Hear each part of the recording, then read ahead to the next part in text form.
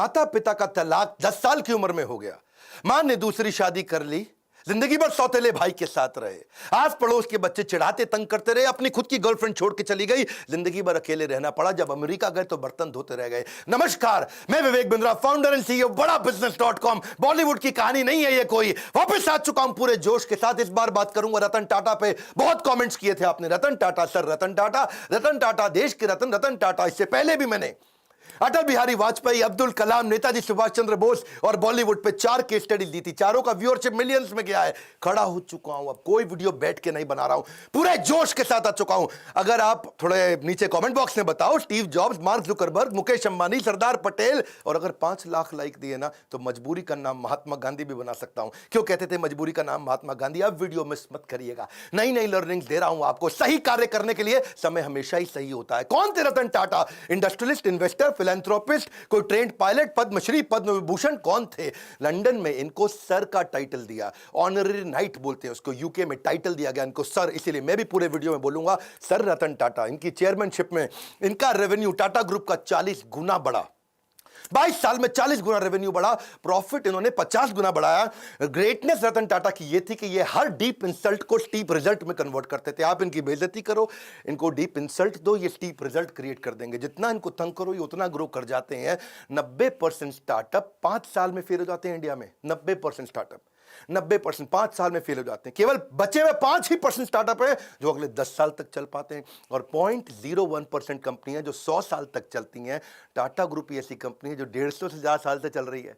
आज टाटा ग्रुप इतना बड़ा हो गया कि इनकी 100 से ज्यादा कंपनियां 100 से ज्यादा देशों में चल रही हैं। हाईएस्ट मार्केट कैपिटलाइजेशन है आज पूरे देश के अंदर इनका। टीसीएस अकेली इतनी बड़ी है कि पूरा पाकिस्तान स्टॉक एक्सचेंज एक तरफ और टीसीएस का मार्केट कैप एक तरफ। दोबारा सुन लो, पूरा पाकिस्तान, पूरा उसका पाकिस्तान स्टॉक एक्सचेंज एक तरफ, उनका टोटल मार्केट कैप पूरे देश की सारी कंपनियों का, और हमारी टीसीएस एक तरफ। ये रतन टाटा 4% अकेले जीडीपी को कंट्रीब्यूट कर रहे हैं। ये 50,000 करोड़ के लगभग का टैक्स कंट्रीब्यूट करते हैं एक साल का। पूरा आसाम, हिमाचल प्रदेश, उड़ीसा, गोवा मिला के इतना टैक्स कलेक्ट नहीं करता जितना टाटा ग्रुप अकेला देश को टैक्स देता है। आज हम सबके पास सुविधाओं में टाटा ग्रुप का बहुत बड़ा रोल है। 28 दिसंबर 1937 को पारसी श्री रतन टाटा, सर रतन टाटा, आज 83 साल के हो चुके हैं। कॉर्नेल यूनिवर्सिटी यूएस में हार्वर्ड में पढ़े हैं। पिता नवल टाटा, मां सुनी टाटा। आपस में उनका डिवोर्स हो गया तो ये दादी नाऊजी भाई टाटा के साथ रहे। 1962 में अमेरिका से जब लौट के आए इंडिया में तो उनकी पहली नौकरी टाटा स्टील में लगी जमशेदपुर के अंदर, और उस समय सारे मजदूरों के साथ रहते थे, शॉप फ्लोर पे रहते थे, उनके साथ ही डॉर्मेट्री में सो जाया करते थे, खाना भी लाइन में लग के कैफेटेरिया में उनके साथ लंच किया करते थे। इन्होंने पूछा गाड़ी मिलेगी? उनको बोला गया गाड़ी नहीं मिलेगी आपको, साइकिल पे आया करो अच्छा रहेगा। बोला साइकिल, अच्छा मैं समझ गया। तो ये पैदल ही आने लगे, साइकिल पे भी नहीं आए। अपनी लीडरशिप में इन्होंने टीसीएस को लिस्ट किया, पब्लिक गए। टाटा मोटर्स को उन्होंने न्यूयॉर्क स्टॉक एक्सचेंज में लिस्ट किया ताकि इंटरनेशनल पावर और रिकॉग्निशन मिल सके। As a chairman of Tata group उन्होंने बहुत सारी foreign companies, Tetley, Daewoo commercial vehicle, Corus group steel के लिए, जैगवार लैंड रोवर की कहानी तो आपको पता ही है। वो मैं बिल फोर्ड की कहानी, इनकी टाटा और बिल फोर्ड की बेइज्जती की कहानी पहले कवर कर चुका हूं कि कैसे इनकी बिल फोर्ड ने बेइज्जती करी थी। जब ये अपनी कंपनी बेचने डेट्रॉइट गए तो उन्होंने कहा तुम पे एहसान कर रहा हूं। रतन टाटा ने अपनी कंपनी बेची नहीं। बाद में बिल फोर्ड इनके पास डेट्रॉइट से मुंबई आए, बोले आप हमारी कंपनी खरीद के एहसान कर रहे हैं। तब इन्होंने जैगवार लैंड रोवर ली थी। 5 स्ट्रैटेजी पहले बिजनेस की लेता हूं, फिर बताऊंगा रतन टाटा ने शादी क्यों नहीं करी और इनके 10 अनसुने किस्से, वो कहानियां जो सुन के आप बहुत इंस्पायर्ड होंगे। पहले 5 स्ट्रैटेजी। पहली स्ट्रैटेजी ऑर्गेनिक ग्रोथ लेते हैं। ऑर्गेनिक मतलब जो अपने आप मिल सके, नई मार्केट, नई टेक्नोलॉजी, नया कस्टमर, नई मार्केट, नई टेक्नोलॉजी, नया कस्टमर, ढूंढते रहो। कौन सी नई मार्केट, कौन सी नई टेक्नोलॉजी, कौन सा नया कस्टमर। दूसरी इनऑर्गेनिक ग्रोथ, जो अपने आप होएगी ठीक है, अब इनऑर्गेनिक ग्रोथ लेंगे, टेक ओवर करेंगे, एक्विजिशन करेंगे, दूसरी कंपनियां खरीदेंगे, छोटी कंपनियां खरीदेंगे, खुद को बड़ा करेंगे, जॉइंट वेंचर करेंगे, पार्टनरशिप्स करेंगे, स्ट्रैटेजिक अलायंस करेंगे। तीसरी स्ट्रैटेजी, जो धंधा अच्छा नहीं है उसमें से एग्जिट कर लो। Cosmetic, paint, oil, soap, pharma, cement, ये 6 कंपनियां इनकी चली नहीं, उनसे एग्जिट कर गए, बाहर निकल जाओ, कोई अटैचमेंट नहीं, धंधे को धंधे की तरह चलाना है। चौथी स्ट्रैटेजी, एंटर करो उसमें जो चलेगा। रिटेल, टेलीकॉम, बायोटेक्नोलॉजी और टेक्नोलॉजी इनका बहुत अच्छा चलता रहा, उसमें एंटर करके उसको बड़ा करते गए। और इनकी फाइनली 5वीं स्ट्रैटेजी क्या थी कि कोर बिजनेस को पकड़ के रखो। स्टील, मोटर, केमिकल और पावर, ये इनके कोर बिजनेस थे। अब लेते हैं 10 वो कहानियां। 10 में से पहली कहानी बहुत लोगों के मन में है, रतन टाटा जी ने शादी करी क्यों नहीं। एक बार आया था मौका, वो शादी के बहुत नजदीक पहुंच गए थे। लॉस एंजलिस में उनको वहां एक अमेरिकन देवी से बहुत प्रेम हो गया था। वो देवी जी को भी रतन टाटा से बहुत प्रेम हो गया था और वो अमेरिकन देवी के साथ इतना प्रेम हो गया कि इन्होंने डिसाइड कर लिया अब शादी करें। इतने में टाटा जी को फोन आया इंडिया से, अरे बेटा रतन मैं बीमार हूं। उनकी दादी का फोन आया, इंडिया मुझसे मिलने आ जाओ, मेरा आखिरी समय। रतन टाटा को जाना पड़ा क्योंकि उन्होंने सारी जिंदगी दादी के साथ ही तो बताई थी। तो उन्होंने देवी जी को बोला कि चलो चलते हैं अब इंडिया में शादी करेंगे हम लोग और दादी से भी आपको मिलवाऊंगा।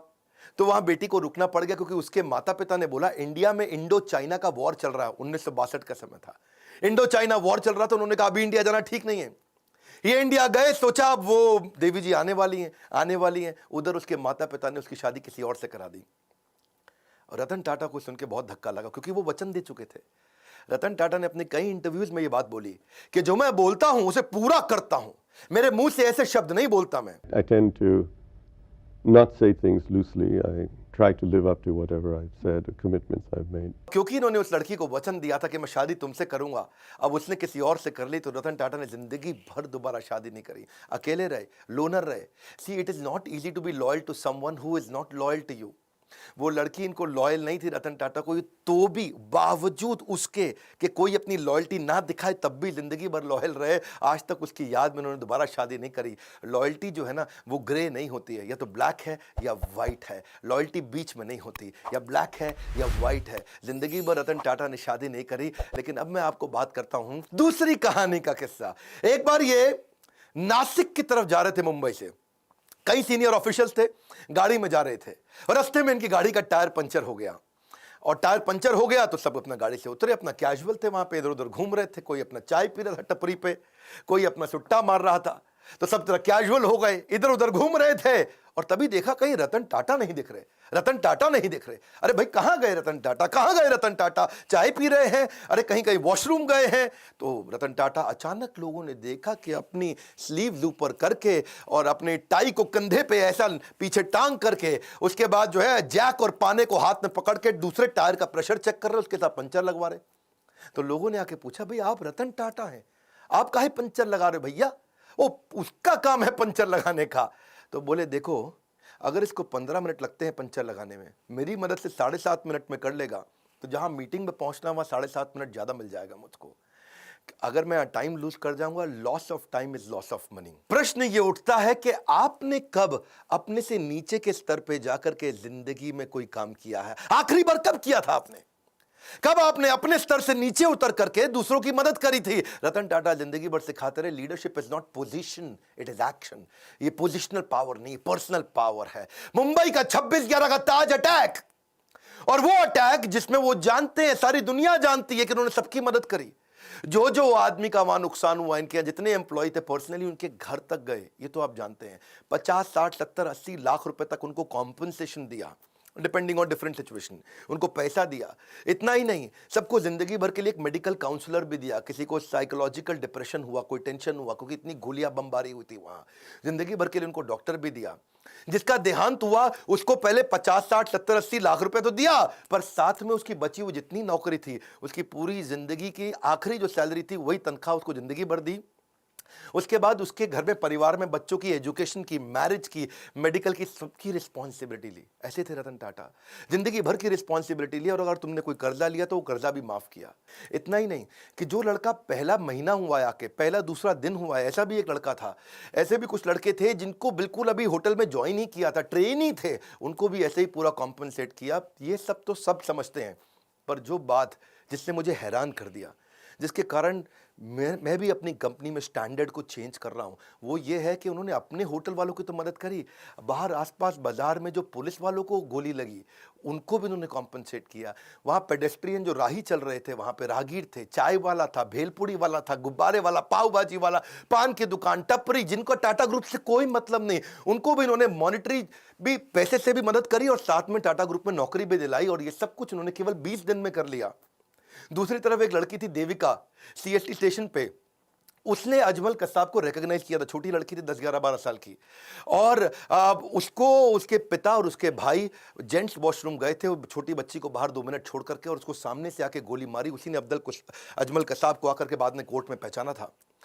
आज रतन टाटा ने तो 20 दिन के अंदर कॉम्पनसेशन कर दिया सब कुछ। 20 दिन में फटाफट कमेटी बना के सबको मुआवजा दिया, सबकी मदद करी, सबके साथ खड़े हो गए। और तब 2008 से 2020 हो गया, एक 20 दिन एक 2020, 20 डेज 2020। आज 2020 तक उस लड़की को कोई कॉम्पनसेशन नहीं मिला। इनफैक्ट मछुआरे थे कहीं, मैं अभी इकोनॉमिक टाइम्स में खबर पढ़ रहा था, वो मछुआरों को आज 12 साल के बाद कॉम्पनसेशन मिला। मतलब सरकार को जितना समय लगता है, टाटा को कभी समय नहीं लगता। करुणा के लिए कारण की जरूरत नहीं पड़ती। यदि आप दूसरों को प्रसन्न देखना चाहते हैं तो करुणा का भाव रखिए, और अगर खुद को प्रसन्न देखना चाहते हैं तो भी वही करना है, तो भी करुणा का भाव रखना है। देखिए, ये ऐसे व्यक्ति थे जो वैल्यू को वैल्यू किया करते थे, वैल्यूज को ही used to value the values. चौथी कहानी, हार्वर्ड के अंदर अब सब लोग सोचने लगे कि भाई हम क्राइसिस मैनेजमेंट सिखाते हैं, 26/11 में सबसे बड़ा क्राइसिस था, और तब वहां के प्रोफेसर ने सोचा कि भाई हम केस स्टडी सिखाते हैं क्राइसिस मैनेजमेंट की। तो उन्होंने अपने 2 प्रोफेसर्स को भेजा कि जाके इंडिया में पता लगाओ कि रतन टाटा की ये कंपनी टाटा ग्रुप में जो होटल था, होटल के कर्मचारी इतने कमिटेड कैसे थे, कैसे अपनी जिंदगी को दांव पर डाल के दूसरों को बचाने में लगे थे। आपको तो पता है ना, वहां एक जनरल मैनेजर भी था, करमबीर सिंह, 1 साल पुराना जनरल मैनेजर था, और उसने क्या देखा, मतलब उसकी वाइफ और उसके बच्चे उसी होटल में रुके हुए थे, और उसको पता चला, खबर मिली कि उसकी वाइफ की डेथ हो गई है वहीं पे, जो नीति थी उसकी वाइफ, और उसका बेटा उदय और समर, एक की उम्र 14 साल, एक की 5 साल, वो होटल के अंदर है जनरल मैनेजर करमबीर सिंह, और ऊपर फ्लोर के अंदर एक स्वीट कमरे के अंदर उनके बच्चे और उसकी बीवी की डेथ हो गई। लेकिन वो रुका नहीं, क्योंकि आग लग गई थी वहां कमरे में। वो रुका नहीं, वो सुनने के बावजूद वो दूसरे गेस्ट को बचाने में लगा रहा। इतना ही नहीं, उनके अलावा यंग ट्रेनी थे बहुत सारे, वो भी गेस्ट को बचाने में लगे रहे, वो भी खुद वहीं रुक रहे, उनको गेस्ट को भेजते रहे होटल के अंदर। टेलीफोन ऑपरेटर फोन करके बता रहा है कि अब निकलो, अब रुको, अब निकलो, अब रुको। रिसेप्शनिस्ट जो स्टाफ थी वहां पे, वो भी ह्यूमन शील्ड बना बना करके गेस्ट को निकालने में लगे हैं। सब लोग हैरान थे। हार्वर्ड बोला कि यार एम्प्लॉइज में ऐसा है क्या, इनके ये क्या भरते हैं, कौन सा इंजेक्शन लगाते हैं कि इनके एम्प्लॉय कोई आर्मी के अफसर थोड़ी है कि अपनी जिंदगी दांव पर लगा दी। भाई सबसे पहले तो आदमी अपने को बचाता है, खुद निकलता है, लेकिन इनके सारे एम्प्लॉय, ताज मालदीव्स का भी था ना ताज, वहां पे भी सुनामी आया था 2004 में, उधर भी इन्होंने यही किया था। तो वो सोचे कि भाई ताज होटल के एम्प्लॉय ऐसे हैं कैसे। तो देश पांडे और रैना, ये 2 आदमी हार्वर्ड से आए रिसर्च करने इंडिया में। तो पहले सोचा भाई सिंपल सी बात है, आप लोग भी सोच रहे होंगे कि इनकी ट्रेनिंग बड़ी अच्छी होती होगी, इनका ह्यूमन रिसोर्स अच्छा होगा, इनके मैनुअल अच्छे होंगे। लेकिन वो बोले नहीं, ट्रेनिंग तो तब देना जब एम्प्लॉय 2, 4, 5, 10 साल पुराना हो जाए। यहां तो एम्प्लॉय नया था, जिसको आए 15 दिन हुए वो भी जान दे रहा है अपनी। तो बोले कि अच्छा रिवॉर्ड रिकॉग्निशन अच्छा देते होंगे। भाई नहीं, जो रिवॉर्ड रिकॉग्निशन तब दोगे जब तुम साल 2 साल 4 साल नौकरी कर लोगे, तब तो कोई अवार्ड रिवॉर्ड दोगे। वो तो 15 साल पुराने लड़के, 15 दिन क्षमा चाहता हूं, पुराने लड़के आए और होटल में अपनी जान देने में लगे।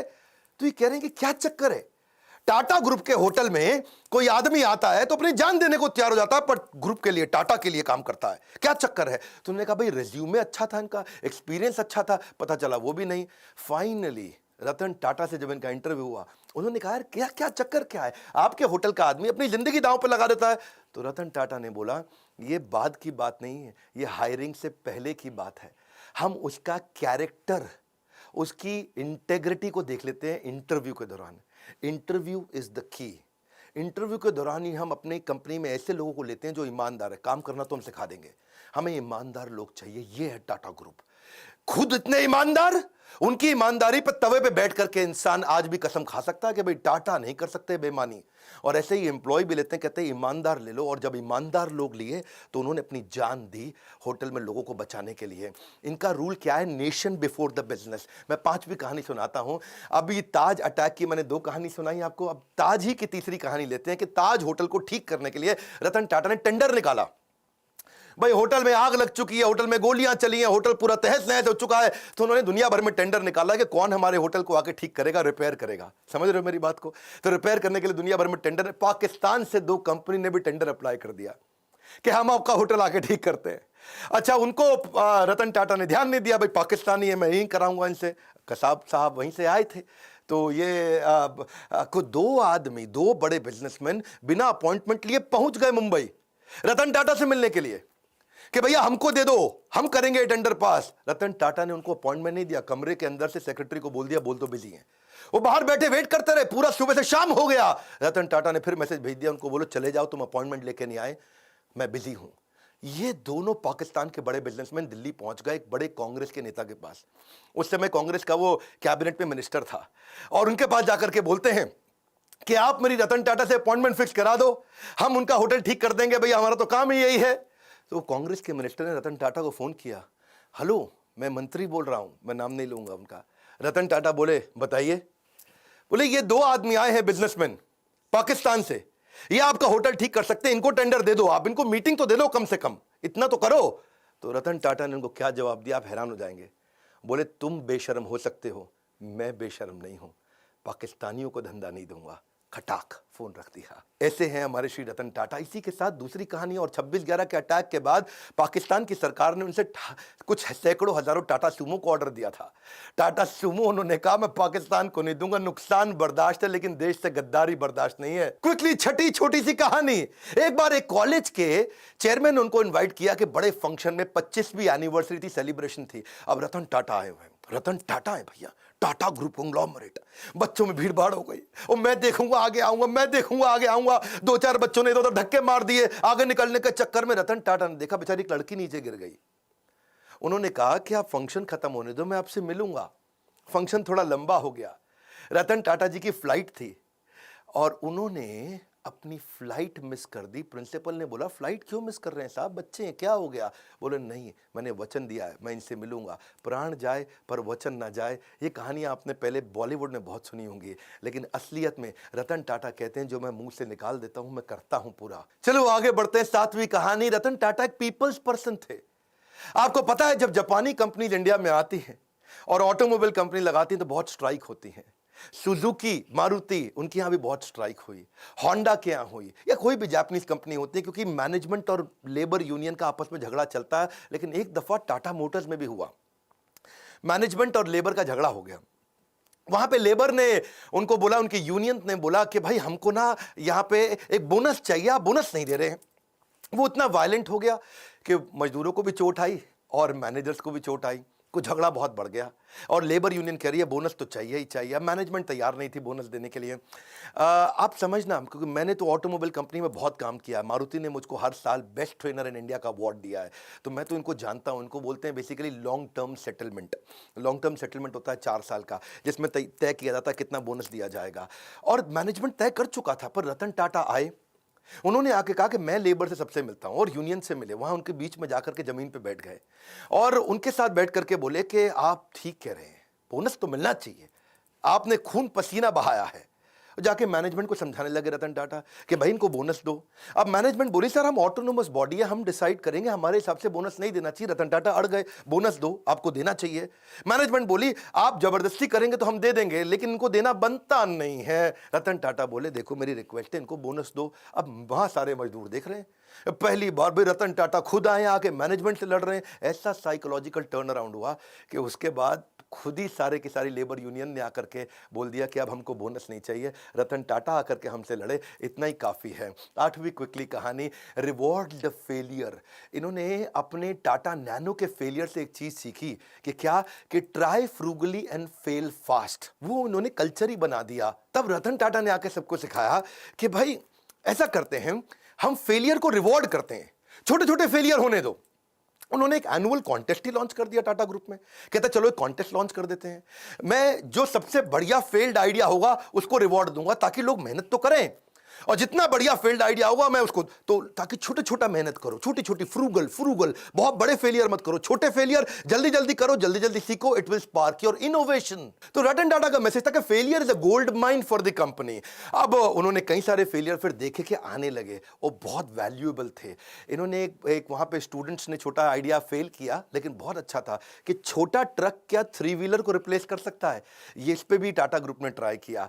ऐसा नहीं है कि टाटा की 100 से ज्यादा कंपनियां ऐसे ही बन गई, कई आइडियाज पे छोटे छोटे फेल करते हैं, लेकिन कम खर्चे में फेल करके सीख जाते हैं। एक इन्होंने चीप वाटर फिल्टर भी बनाया, उसका नाम रखा था द स्वच्छ। उसमें राइस हस्क होता है ना, चावल का भूसा, उसी से बनाने का प्रयास किया। एक प्रोटोटाइप भी बनाया $500 के अंदर। कितना? $500 में, यानी कि लगभग 30-40 हजार रुपए के अंदर क्या एक मकान को खरीदा जा सकता है दुकान से। किसी दुकान पे जाओ, मकान खरीद के ले आओ। क्या? हाँ, 40,000 रुपए का मकान खरीदो तो डिसमेंटल करके मकान को जाकर के वापस फिट कर दें, ऐसा छोटा सा मकान बना सकें, उस पर भी इन्होंने काम किया।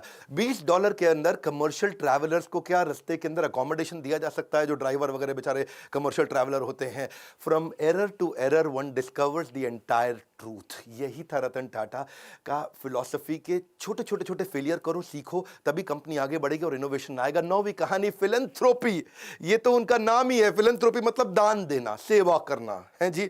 रतन सेवक टाटा, शायद इनका नाम ऐसा ही होना चाहिए था, रतन फिलैंथ्रोपिस्ट टाटा। ऐसे फिलैंथ्रोपिस्ट जो आज भी 66% के आसपास अपनी कंपनी के प्रॉफिट्स को चैरिटेबल ट्रस्ट में देके दान दे देते हैं। हेल्थ के ऊपर, न्यूट्रिशन पे, एजुकेशन पे, वाटर के कंजर्वेशन पे, डिजिटल ट्रांसफॉर्मेशन पे, गरीबों को स्किल डेवलपमेंट के ऊपर, डिजास्टर रिलीफ में, चाहे वो कोरोना हो या उससे पहले का डिजास्टर हो, कहीं बाढ़ आई हो, या फिर स्पोर्ट्स को बढ़ाने में, या बच्चों को स्कॉलरशिप देने में। देखो कॉर्नेल यूनिवर्सिटी तक चले गए, वहां भी उनको बोला कि अगर इंडियन बच्चे आएंगे, काबिल हुए, तो उनको फाइनेंशियल एड दे दो। वहां जाके कॉर्नेल यूनिवर्सिटी का पैसा दिया है, वहां से खुद पढ़ाई किया था। 100 करोड़ रुपए के आसपास तो उन्होंने आईआईटी बॉम्बे में दे दी कि Tata centre of technology design यहां बना दो। लेटेस्ट अब इन्होंने 1,500 करोड़ रुपया कोविड में दान किया। इसको देखो, पहले तो ये ना लोगों को दान दिया करते थे, बाद में उन्होंने प्रोजेक्ट बनाने शुरू कर दिए। उन्होंने रिसर्च प्रोजेक्ट को फंड किया कि बीमारी ठीक करने की जगह कुछ ऐसा कर दो कि बीमारी हो ही नहीं, है जी। जैसे अल्फ्रेड फोर्ड आए थे ना इंडिया में, उन्होंने आकर के इस्कॉन के को मायापुर में दुनिया का सबसे बड़ा मंदिर बनाने के दान दिया। तो उनको पूछा ममता बनर्जी ने, भाई फोर्ड साहब यहाँ इतना दान मंदिर बनाने को क्यों दे रहे हो? एड्स के लिए दान दे रहे थे। तो उन्होंने कहा मैं ऐसा दान दे रहा हूं जिससे एड्स होए ही नहीं। हाँ, ऐसे ही रतन टाटा क्या बोले, मैं बीमार होने पे बीमारी ठीक करने की जगह ऐसा दान देना चाहता हूं जिससे बीमारी होनी बंद हो जाए। टाटा ग्रुप फिलैंथ्रोपी में इतना आगे है। 2011 का मैं अपना पर्सनल किस्सा भी सुनाना चाहूंगा। मेरे गुरुदेव के आदेश पे उन्होंने कहा हम गरीब बच्चों को खाना खिलाना चाहते हैं। तो उन्होंने कहा कि आप टाटा ग्रुप से जाकर के मिलिए, वो बहुत दान देते हैं। तो तब अर्जुन मुंडा सांसद हुआ करते थे उन दिनों, ये मेरा पर्सनल किस्सा है, 2011 का बता रहा हूँ, जमशेदपुर से। और तब मैं उनको गया, उनके पास जाके उनको गीता के कुछ कथा सुनाई, उनको बताया यज्ञ दान तप कर्म, कि यज्ञ दान तपस्या और कर्म ये सबको करना चाहिए, पावनानि मनीषी नाम। बहुत खुश हुआ अर्जुन मुंडा अचानक भगवत गीता पढ़ते पढ़ते 15 दिन में झारखंड की सरकार पलटी, मुख्यमंत्री बन गए। बहुत खुश हुए, बोले विवेक बिंद्रा जी आपने मुझको गीता दी और मैं मुख्यमंत्री बन गया, आइए चलिए मिलते हैं। शपथ समारोह पे उन्होंने बुलाया, बोला मैं क्या सेवा कर सकता हूं? मैंने कहा मेरे लिए मत करिए, मुझको आप रतन टाटा जी से, जमशेदपुर में वहां नेरुरकर हुआ करते थे, हेमंत नेरुरकर मैनेजिंग डायरेक्टर, इनसे मिलवा दीजिए। मैं चाहता हूं गरीब बच्चों को जमशेदपुर में किचन बना दें और गरीब बच्चों को मिड डे मील के द्वारा उनको स्कूल में बुलाएं, खिलाएं। तो उन्होंने मेरी वहां मीटिंग कराई। तो मैंने जाकर के मिस्टर नेरुरकर को बताया कि हम क्या करेंगे, गाड़ियों पे आपकी टाटा एस, टाटा 407 उस पर लगा देंगे बड़ा बड़ा बोर्ड कि टाटा ग्रुप आज यहाँ गरीब बच्चों को खाना खिला रहा है और मिड डे मील का कैंपेन चलाते हैं। स्कूल के अंदर बच्चों को दाल चावल रोटी सब्जी गरम गरम खिला देंगे, इससे बच्चे स्कूल आएंगे फ्री में खाना खाने के लिए। उनको आइडिया अच्छा लगा, उन्होंने 15 करोड़ रुपया डोनेशन भी दिया। ये पर्सनली मैं उन दिनों शायद उस समय 28-29 साल का रहा हूँगा और ये मेरी लाइफ का एक बड़ा अचीवमेंट था कि मैं एक सेवा कर पाया। आज भी वो किचन चल रही है, 65,000 गरीब बच्चों को वहाँ खाना खिलाया जा रहा है। उसके ओपनिंग पे मैं गया था, इनॉग्रेशन पे कुछ फोटोग्राफ्स भी मैं आपको शेयर करूँगा। तो वहाँ मुख्यमंत्री थे, ये मैनेजिंग डायरेक्टर थे टाटा ग्रुप के। वहाँ पे आज तक कोई भी व्यक्ति दान देकर कभी गरीब नहीं बना है। No one has ever become poor by giving. देखिए पक्षी के पीने से नदियों का पानी खत्म नहीं होता, उसी प्रकार धनी व्यक्ति के दान देने से उसका दान भी नहीं घटता। ये टाटा ग्रुप के साथ मेरा एक्सपीरियंस था। और 10वीं कहानी विनम्रता से विश्वास। वैसे तो मन करता है सर रतन टाटा के बारे में बोलते चले जाऊं, घंटों की वीडियो बनाऊं, फैमिली ट्री पे बनाऊं, उनके सब वो परिवार शुरू से लेकर के अब तक 150 साल की हिस्ट्री बताऊं, उनके कॉर्पोरेट एक्सपीरियंस बताऊं, बिजनेस 100 से ज्यादा कैसे चलाते थे उसके बारे में बात करूं, क्या क्या नहीं बात करूं। लेकिन चलिए समय पूरा ना पड़ता हो। एक बार वो सेमिनार में गए और एक सेमिनार में, वहां सेमिनार खत्म होने के बाद लोगों ने बोला भाई सर रतन टाटा के साथ फोटो खिंचाएं, तो सब लोग लाइन में खड़े हो गए।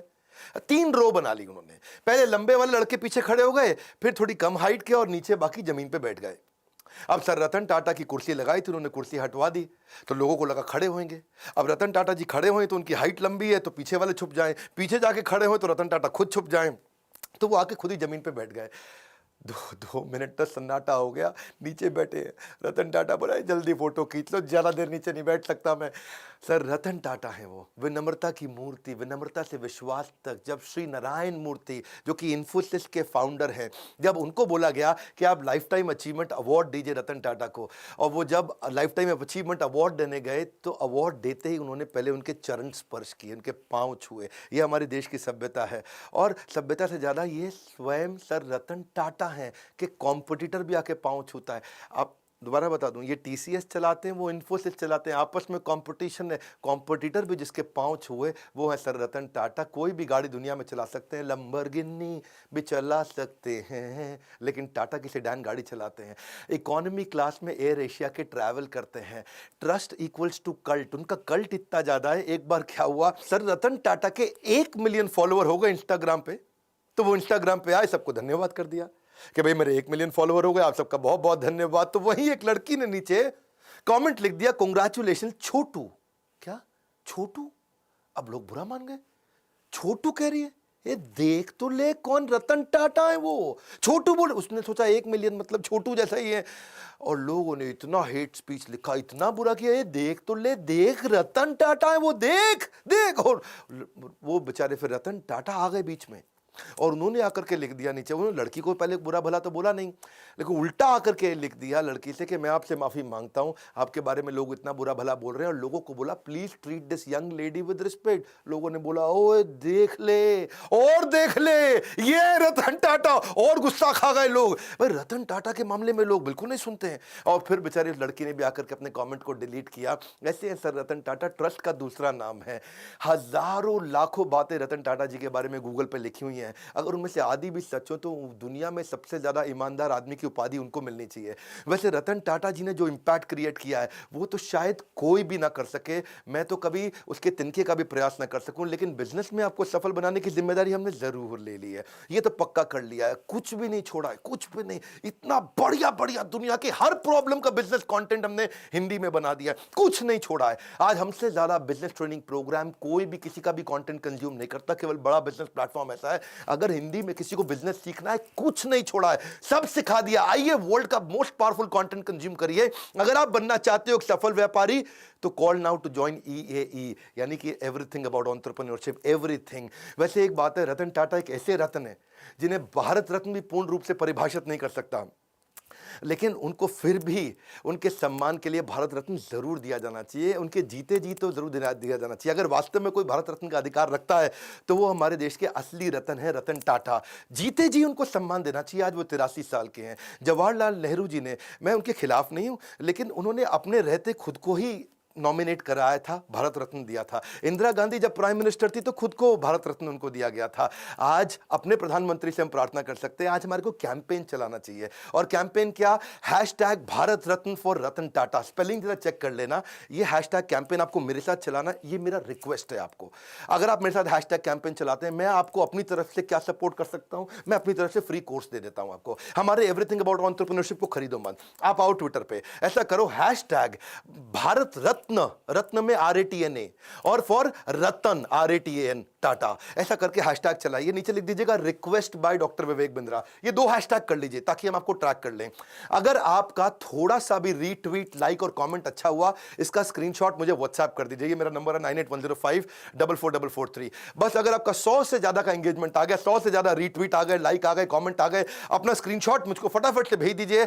आप हमारे व्हाट्सएप पे, व्हाट्सएप नंबर भी चलता है 9810544443, यहां भेजिए। मैं आपको everything about entrepreneurship 36,000 plus GST का कोर्स अपनी तरफ से फ्री दूंगा। ये मेरी रिक्वेस्ट मानिए। आइए मिल करके इस कैंपेन को आज इतने रीट्वीट दे दे, इतने रीट्वीट दे दे। आप आकर के मेरे ट्विटर अकाउंट को फॉलो कर सकते हो, नीचे मैं लिंक दे देता हूं आपको, और साथ में मिलकर के बस इस हैशटैग को हमें ट्रेंडिंग पे लेकर के आना है। अगर रतन टाटा जी को मिल जाता है ना भारत रत्न, तो ऐसा लगता है जैसे 140 करोड़ भारतवासियों को मिल गया है। आज तक बिजनेसमैन लोगों को नहीं मिलता, लेकिन इनको मिलना चाहिए, इनके जीवन में मिलना चाहिए। यही एक ऐसे रत्न है। मैं आपको रिक्वेस्ट करूंगा इस वीडियो को खूब शेयर करिएगा, ट्वीट करके स्क्रीनशॉट मुझको भेजिए। मैं अपनी तरफ से क्या कर सकता हूं, आपको कोर्स फ्री में दे सकता हूं अगर आप मेरा सहयोग करें। रतन टाटा जी को भारत रत्न मिलना चाहिए। नीचे कमेंट बॉक्स में अपनी फीलिंग बताइए, आपको उनकी कौन सी लर्निंग अच्छी लगी, फीलिंग बताइए। अगला वीडियो किसका देखना चाहते हैं वो बताइए। देश के हर बच्चे को, हर व्यापारी को भेजिए इनके वीडियोस के, बिना भ्रष्टाचार के, बिना किसी को घूसखोरी के भी आप बिजनेस को बड़ा कर सकते हैं, जैसे रतन टाटा जी ने खुद करके दिखाया। इस वीडियो को जरूर शेयर करिएगा, लाइक किया अगर आपने तो बहुत उत्साह बढ़ता है। बहुत मुश्किल होता है ऐसे वीडियोस बनाना। हमारे साथ जुड़े रहने के लिए, मेरी इस मुहिम में आकर के हैशटैग भारत रत्न फॉर रतन टाटा को ज्वाइन करने के लिए आप सबका हृदय की गहराइयों के साथ प्रेम पूर्वक मुस्कुराहट से बहुत बहुत धन्यवाद।